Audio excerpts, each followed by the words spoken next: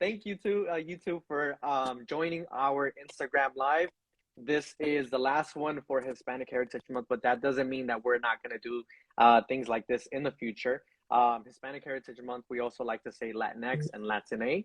So, we want to make sure we're inclusive of everybody, especially the terms that we're using to describe ourselves nowadays. So, thank you for joining.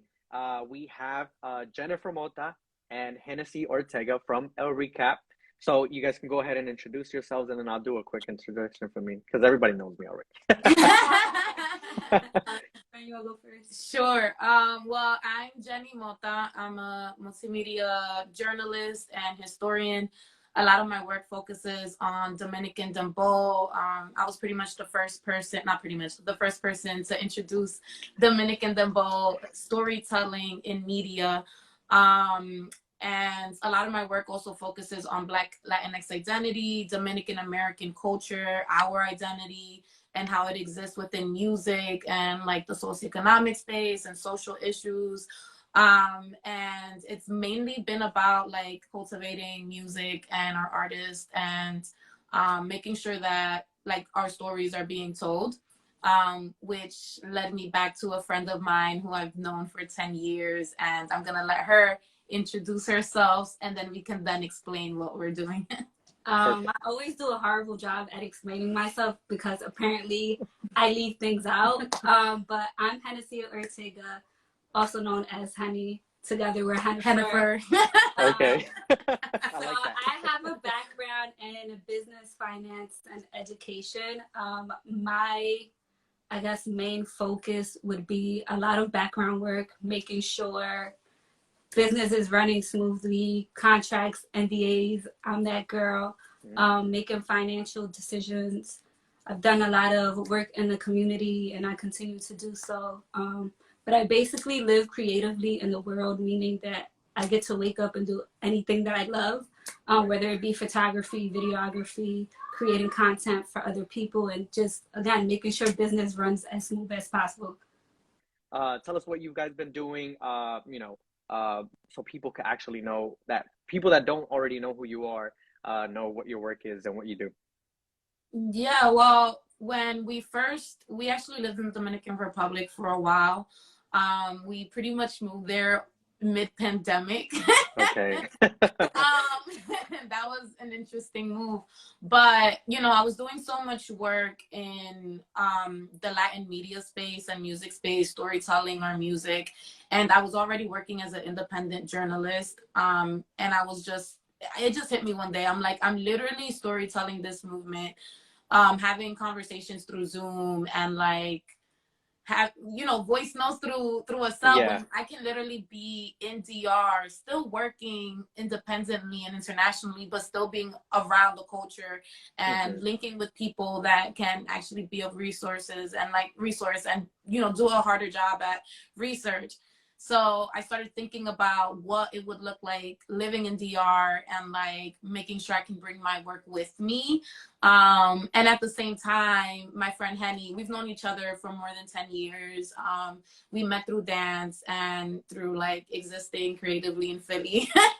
So I started thinking a lot about who I would want to bring with me along for the ride. And I knew I wanted a strong woman with me and someone that can obviously fill in the gaps where I have weaknesses, because the best initiatives and the best projects are always done with a full-on team or a balance. And I saw that in Henny, and she was already in her space of wanting to move somewhere else. And I mean, I don't know, do you want to talk about that conversation?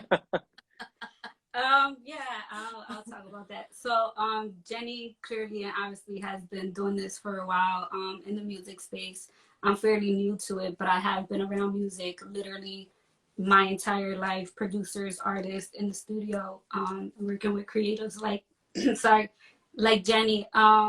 So a recap existed before I came into the picture. So a recap was something that was already in existence. As Jenny said, she clearly saw something in me that other people usually see that you don't. So she brought it to my attention that she was thinking about moving to DR, and it was literally around the time that I was having the conversation of wanting to do that as well. So we made that move, and we used DR and our experiences there as research, and we appreciate everyone who's opened their doors to us and have literally treated us like family. Like, we could not have made it in DR without any of y'all. So like, we truly appreciate any and all of the support that we received while we were there. Yeah, and our main goal when we moved was mainly like, you know, continuously storytelling. And within that time, you know, a lot of producers and studios opened their arms and spaces to us.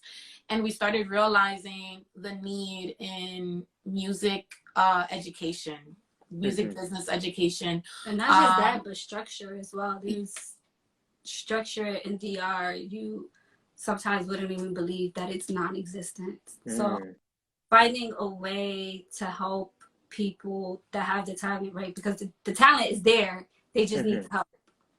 Yeah. So how was it? Oh, yeah, go ahead.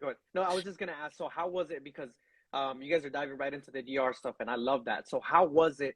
How is DR different from, just to kind of give viewers that never been to DR, right? How is that different from U.S. Latin markets, or just Latin, just general U.S. markets here on this side? Right, because there is a big difference. There is a big difference. No, let's get it started. I love this question because as a journalist, another reason why I wanted to move to DR was to understand the music ecosystem.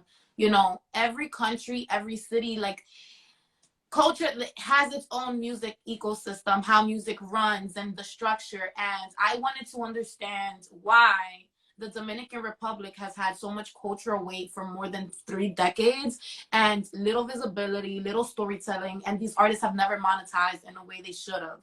Right. And that was a huge concern for me. So when we were in these conversations, you know, obviously this is a country that is struggling, right? So how can I, as a journalist, pitch an article about a specific artist that culturally is literally leaving so much influence globally, but may not have the numbers on Spotify to prove it coming from the Dominican Republic? Like, it's a problem because we are a culture and a music style and different music genres that literally rise organically through el barrio, through YouTube. Like, people always joke around about like, oh, we have a YouTube DJ. Literally, it's survival because a lot of people can't afford certain subscriptions, like Apple Music or Spotify Music, but you'll see those numbers on YouTube.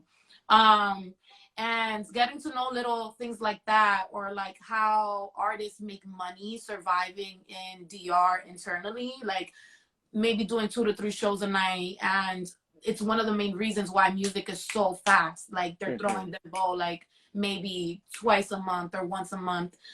It's to continuously be relevant so they can continuously do shows, you know? Right. And then another reason is literally lack of access, lack of visibility. Like, you know, Dominicans have been involved musically in so many ways, again, for decades, but, you know, the not being able to get a visa, not having the passport, and not, you know, having that lack of access to be able to travel to Miami or to New York or to Medellin and further, like, catapult their own like experience as artists, as producers, definitely did hurt the artist, especially from years back when like maybe digitally people weren't still like working together as much, and it was more like a interpersonal experience, especially on the business side.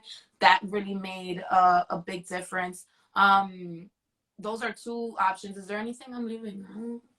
No, I think you hit every point. And it's also, some people are like, oh, well, they could go and get a visa or artist visa. It's not that I don't think you understand how hard it is for someone to get those things. Like, there's sometimes where people have to stay on the phone for hours or go to an office where they turn them away. Like, it's so much that goes into it. And us as American, one thing for me was, I then understood my American privilege, right? Americans don't realize how privileged we are until we have to go through things or see our own people going through that. Right. So that's just one little thing I wanted to clear up, because a lot of people but they can go and get a visa.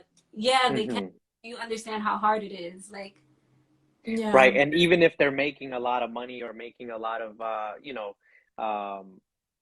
or being acknowledged on the island, regardless of your status, it's just a process that takes a long time. That being said, so that kind of leads me to the next topic, El Recap being the bridge connection, right? Talking about visibility, talking about Dominican artists.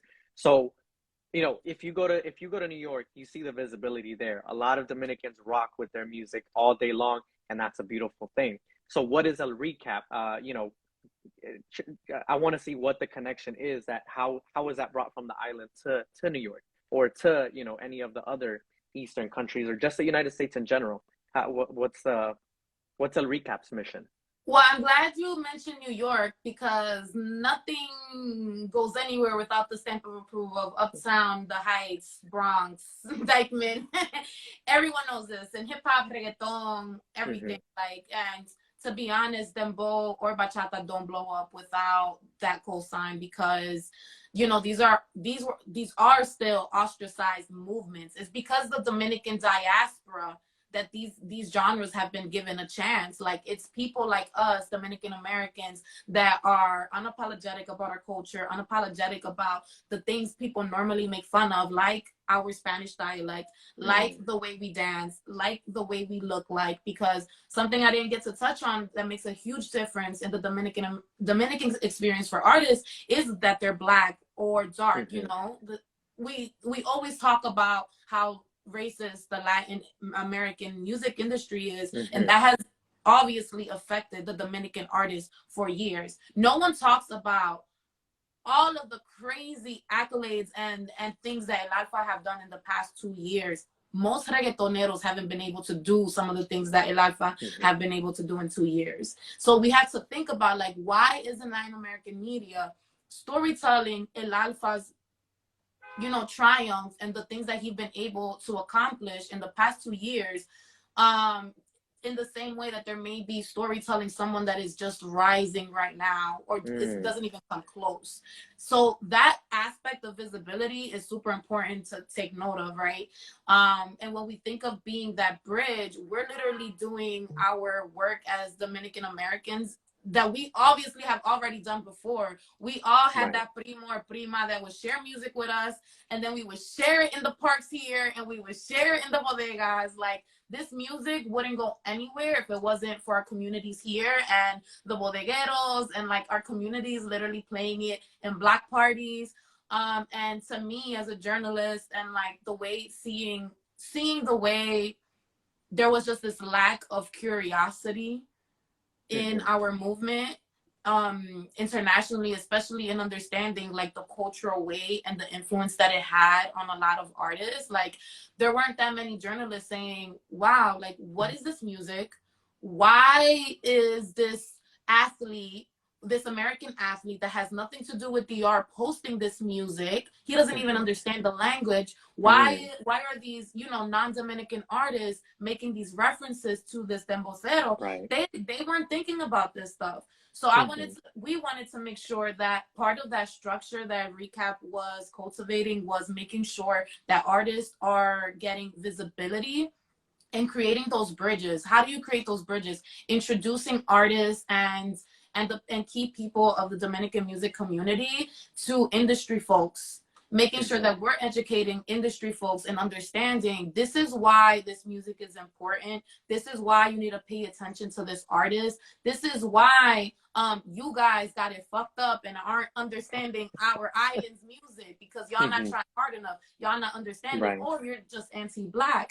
A lot of things, a lot of the reasons why many artists haven't been able to triumph the way many others that aren't Dominican haven't been able to really has a lot to do with anti-Blackness and things like discrimination towards our Spanish dialect and the way we look like is all embedded in that, For so many years, a lot of our artists were told you can't rap or create music in our Spanish dialect, because supposedly most of Latin America wouldn't pay attention to it or understand it, so it wouldn't sell. And that has been constantly like debunked, especially when you see white Latin American artists using our jargon and our phrases, and people are down with it, you know. So I'm to see, like, for example, someone like Rochi, he has a lot of cultural weight, and people everywhere listen to him, and they don't know what the hell these street codes are. They're not from La Victoria. They're not from Santo Domingo. They don't know what the hell these street codes are, but they still blast it. Like, we were in Medellin 2 months ago, and we saw people in Poblado with like high screens literally blasting Rochi and blasting Dembow. And what do somebody in Medellin know about the street codes coming out of La Victoria? So it's like, you know, a lot of these things have been debunked. And I like that you touched on that, because like you said, there has been a rise in and I want to say this, in just regular reggaeton artists that were not really invested or interested in Dominican culture and Dominican music up until, you know, El Alfa and many others started to get those streams in or get that popularity, which is, you know, there. And I'm not gonna push aside the fact that there were some that were in the island trying to propel the music and all that good stuff, but the majority of a lot of, and I would say reggaeton artists, because that's what I've been seeing, is that they're just using it at the moment because it's something that's, you know, coming up, instead of actually doing their research about the music, trying to, like what you were saying, trying to understand the culture, going out there, doing their part to not just, you know, be part of it when it's fun, but also know the struggles, know why the music is being created, and understand the people, and not just, you know, the music part of it. So I'm really glad that you pointed that out. With that being said, what are some of the other struggles that you have seen, because you were in DR and because you know the music so well? What are some of the struggles that you've seen for Dominican artists, aside from what you already have told us, and also for Dominican femme and female artists? I know that's very important, because we have, you know, some of the male creators coming up and doing a lot of things, but how does that also affect the women on the island? I think for the women on the island, at least I will say Jenny and I have been very blessed and lucky that we've been treated differently when we show up to certain spaces. It's unfortunate to say, but we know that other women haven't had the opportunity that we've had. When we walk into a studio, you know, it's the word on the street is que algunas mujeres se acuestan, or, you know, they have to do certain things to be able to make a certain type of song, para que salgan adelante. And the truth of the matter is, these women are talented, and they shouldn't have to do certain things to be able to produce or make that kind of music. So I think there's a small shift in the music when it comes to that. Women are now, you know, being able to showcase their talent without having to do certain things behind closed doors. And I think that's important to bring up, because uno no puede tapar el mundo con un dedo, you know, and it's the reality of what's happened in the music industry, or things they could still be happening, you know, but I think there's been a shift in that when it comes to women in the industry. And women in the industry, mira, son dura, like, tú, who's out right now that you think is like fire, que sea mujer? To be honest, women are just dominating DR right now. They are, but that's what I'm saying. Like, there's not just one person. Yeah, and what I'm particularly really intrigued by is the freestyle world of women, and the women that like do street rap. Like, the first person I think of is Jay Noah. See a young teen, a black young teen, take up so much space so assertively, like, is super dope. In terms of the woman experience, I will say, like, you know, DR has a lot of growing to do, right? And when we think of like the things that affect women, especially in a space where like the proximity to whiteness that you are literally puts you at the top in beauty, that affects Black Dominican artists tremendously. Like, Gaila Molleta is super fire, and I need her to get all her flowers at all times. Right. You get what I'm saying? And you guys have worked with her on a project, right? Yes. So she came out for the Teen Vogue project that was done, where we highlighted women like her, Red 16, La Perversa. Like, these are women that in their each has their own form, you know. Maybe it's a dembow, maybe it's a Latin trap, maybe it's rap, but they're all poets, you know. Rap is rhythm and poetry, so fuck the beat. Like, they're literally lyricists and they're great at it. In terms of women, I personally need men to be stronger allies. I need producers to be stronger allies. I need composers and people in these spaces to cultivate a safer space and a safer experience for this woman, you know. Like Henny mentioned, us having, you know, our industry privilege, because they know that we have access to certain things. As women, we're treated a little better. And I had a really negative experience. I've never spoken about this publicly, where I almost fought men in a studio. Grown men, you know? And I think about it now, and I tell myself, like, Jenny, you were drawing. You could have gotten fucked up. I ain't had my Glock.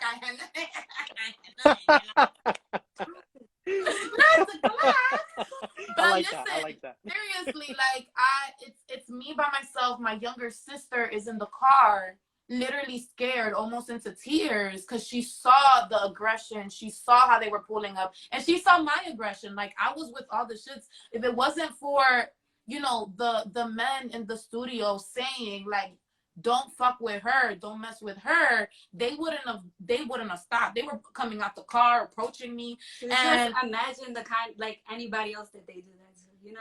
Right. Yeah, and what's worse is, it's like, when I heard not her, all I kept thinking about is, like, that's not okay either. Right. Like, what you mean, not her? Like, just not her. It just made me think of, like, you know, we respect her, but everyone else is okay. It kind of gave off that.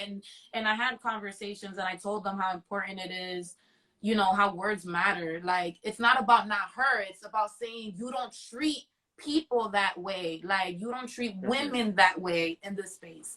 And I learned a lot from that experience. And to be honest, like, I feel like we're always on survival mode and constantly working on things and never get to unpack certain situations. But that was a situation that could have really ended negatively if I didn't have men upstairs in the studio who are willing to throw hands for me. And it could have been also different if people just didn't know who I was. Because at the end of the day, I do have this industry privilege, and I navigate with a privilege that really saves my ass in many situations. So it's like, it's not just about even the female artists, it's the women who just want to deadass make it in music business in general. Like, you know, it's unfortunate that a woman can literally own a label in DR, but because maybe she's romantically linked to an artist or someone else in music, anything she does is out the picture. She's no longer Isabelia, owner of so-and-so records. She is la mujer de so-and-so. She is so-and-so girl, you know? So it's little things like that that really create erasure into what women constantly contribute in music. Awesome. Yeah, thank you for sharing that, because a lot of this stuff, even if it's not spoken of a lot of times, it should be in the back, like you said, for for the men in the rooms, right? Even if it doesn't happen in front of you, you still have to stand with, and also know that these situations are happening. And like you said, being a stronger ally is very important, especially in the music industry, not just in Latin music, but just in general. It is something that we all have to work to be able to better the situation for. Because at the end of the day, we have, for example, you two very special people that are doing so much for the culture. And if it wasn't for that push forward, we wouldn't have you. We wouldn't have that push for, you know, Dominican artists, that link between both. We wouldn't have a lot of the great connections that we have now. And that being said, I just want to make sure that we're also tapping into the projects that you guys are working with, right? What is something that, you know, Dominican artists, Latin artists, or artists in general can tap into with you guys? Or what are the current projects that you guys are pushing forward right now at the moment? So something that before I get into that, I also want to add that a recap tries to highlight a woman every Monday for Lunes de Mujeres. So try and stay out for that every Monday. A woman in the creative space. We try to give women flowers while they're still alive, not just when they pass away. But back to your question, something that we've worked on in the past is This Is How, where we highlight whether it be an artist or a producer, a creative, and we kind of talk about the process of what it was like to create a song, if it's a song that we're talking about, or if they're an author, talk about the book that they wrote about. So that's one thing that we've worked on in the past. Something that we're working on is a different project. And I don't know if you want to talk about that part. I know you're going. So we are working on a different project called I Create, where we're going to be highlighting women creatives in the Dominican space, just again giving them their flowers while they're still alive, and highlighting what they do and what they contribute to our community. Is there anything you want to add about our creative project? Just to add to This Is How, like, we really want, I think what DR needs, especially the diaspora, we really want to cultivate storytelling, right? Like, we want to know why the hell was Rabumbero even a thought of? Like, what were you thinking about in the studio? Like, what? Like, I feel like we are the funniest, most joyous, loving, people. I know a lot of it, unfortunately, is embedded in survival as communities, Black joy, Black liberation, and all this stuff. Like, the way our culture is embedded in humor, in wittiness, like, it shows a lot in music. And rather than us, like, be ashamed by maybe songs that are kind of labeled as, stupid, like, no, like, we need to celebrate these tracks that brought joy to us. Like, Watagatapitus Berry, what?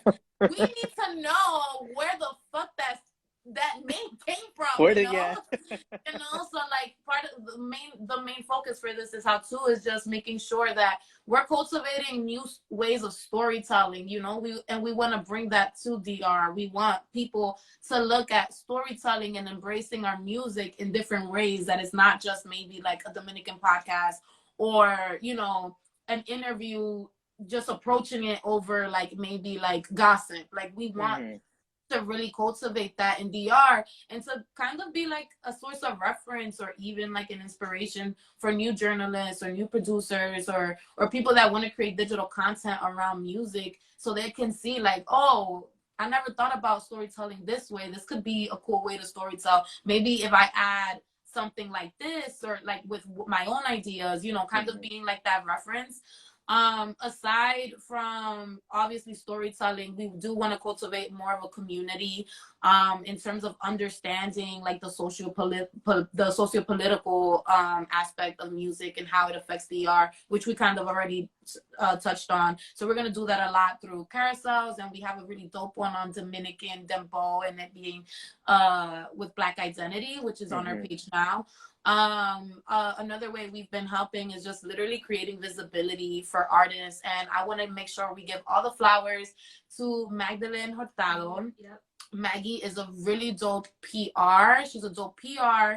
She is an amazing marketing strategist who literally has experience in Rock Nation, Universal Music, like a whole bunch of labels, worked with a whole bunch of big Latin artists, and she's also Dominican as well. And one of the major things, again, that we realized when we were in DR was like, damn, like, we need to work harder on publicity and making sure that certain artists are being seen outside of DR. And we wanted to become a bridge in connecting the right people, in making sure we were building the puzzle, which was pretty hard for me because obviously I'm a journalist and I can't be a journalist and a publicist at the same time. So it was cool to bring in Magdalene to be that face and to be that person that literally connected all the dots in terms of creating visibility on a public level, and also understanding playlisting and placements for artists. That was cool to learn too, because like, we love learning. Right. Especially if it's gonna help artists in DR. So honestly, a recap literally as a brand is a reflection of how we have been evolving and creatively existing in these spaces. It's going to continuously evolve, and we had to take certain breaks because even experiencing the Dominican Republic was a learning experience in itself. And in order for us to push and recap, we really had to understand ourselves and who we were after living in the Dominican Republic, after getting this information, understanding our role in it and how we can change things. So these next years coming up, it's going to be very interesting because we have Cabrona energy. We have it's not just having the Cabrona energy, but also ready to meter candela, because no one can take away our experience away from us. They can't take away our knowledge, and they most definitely can't take away what we've been able to do with certain artists in terms of like building visibility. We had someone like Red 16, who's an amazing trapera, rapera, and we were able to like really plug her into some amazing playlists in both in Tidal and Spotify. She also got her own profile in Pop Sugar. We had artists like Martos, they were like our first babies. And we learned so much with them. We've grown with them. And the way we've been navigating the industry with them has been very beautiful. And we see the support. We see how they are really intrigued by the music that they're making and like what they stand for. And we've been able to pretty much, because of community, I don't want to just say we, because there's so many matatanas in the who are willing. Building and helping, literally not just us. Like, feel like in a lot of spaces you can't get things done without having a team. It's very important. For something you said earlier is identifying where you need that help and when you need that help. So all the matatanas that's been helping us. Yeah, and outside of just a recap, the matatanas in media who are like, yes, we are going to support you. Like, they have nothing to do with being Dominican or even sometimes Latino. Like, they're just like, yo, like, this is important. This artist needs to be seen. Like, count on me count with me or on me for anything. Yeah. And that has been like a super, super important aspect of our growth too, is making sure that we're growing with community, because like, sometimes I think a big major part of like that loneliness of of industry people not understanding the Dominican-American or the Dominican artist experience in these spaces is that there was just that lack of curiosity, or they just really didn't care. And it's sad to see that like that curiosity sparks when a Rosalia or a Bad Bunny is tied to the music. And we got to see people who were genuinely curious and interested way before these things were happening. And that has definitely played a huge role. And like, I can't just say that it's just me and Henny doing these things. We couldn't have done the playlisting, the publicity without Maggie, without her matatana knowledge, and she stands for and everything she does. So I definitely wanted to make sure she got her flowers, and we'll link her Instagram later on if you guys want to make sure y'all follow her. She's also an entrepreneur and owns Hello Up To, so make sure to follow her. Make sure y'all follow Hello Up To. Yeah. Awesome. A lot of good projects in the works. I love it. We're going to wrap this up in just a bit. Thank you for your time, but I do want to get into the recommendations, right? Everyone, is either exploring Dembow, know it, or we want to know what your recommendations are, because I know that yours are going to be a lot more, actually in the genre. It's not going to be the surface level, actual, the actual music that's bumping. So what are some recommendations that you would give the audience members for Dominican Come on, Dembow. Right now, if we're speaking about the now, if we're speaking about the now, like, I'm really obsessed with Angel Dior and El Yala. Angel Dior has, I mentioned wittiness and humor, and that ties in a lot sometimes with Dembow. And I really love, similar to El Alfa, like, he has really cool voice projections. Like, I'm really into like the peculiar like noises. Yeah. Vocal projections. So Angel Dior, I like El Yala. I be cracking up because sometimes I feel like I'm listening to Black Point because of his like like his voice. But those are pretty much like the two main that I would say for now, for like the music that's kind of popping up now. When we think about like back in the day, like we can't talk about this without mentioning people like Pablo Piri, Secreto Riveron, DJ who pretty much was like one of the first to even create a Dominican Dembow. I think what's so hilarious is people often only think about Dominican Dembow as an afterthought to Playero, and like people were making Dembow in DR with like before Playero or even parallel to it. So the fact that people often think about like Dembow being birthed from Playero is just like something that I always try to stress that's not true. Mujeres Andadoras came out like 92, 91, 92, 93 por ahí. And it literally came out around the same time Playero was making music. So like that's one of the main examples that I like to use. And I speak about it in my article, Recognizing Dominican Dembow from Jamaica to El Alfa. It's important to stress Jamaica, Panama, and a lot of the other countries that played a role in this, because just like Bad Bunny is a result of many pioneers and communities, Dominican Dembow is also a result of many pioneers and communities and nations. So I like to stress the intersectionalities of that too. And in that article, you guys can definitely like see the evolution in differences and stuff like that. Awesome. Make sure you guys tap in to some of the articles. Also, thank you to YouTube for taking your time to join us here with, at Song Trust. Anything else you guys would want to add to, in regard to Dominican artists or anything that you guys are doing? I think I would like to add, closing out, that DR isn't only Dembow. Like there's other genres there, and there are other artists, up and coming artists to listen to. So just always keep that in mind. Like DR isn't just Dembow. There's other genres to be listened to as well. And on that note, if you really want to create change, I think as consumers, we can move ethically and we can make change. So make sure you're streaming these artists. Make sure you're putting money in their pockets some way, somehow. Make sure you're engaging, you're liking. These things make differences. And I feel like, unfortunately, a big part of that visibility has a lot to do with engagement and streaming. So if you really want to support the culture, make sure you're supporting that way. Awesome. Awesome. You guys heard it here first. Well, thank you again, Jennifer. Thank you again, Hennessy. We want to make sure that we're also linking folks to the actual resources such as yourself. So go ahead and check out their pages. If you have any questions for them directly, you can also reach out to them directly. Again, thank you so much for joining us. It's been great.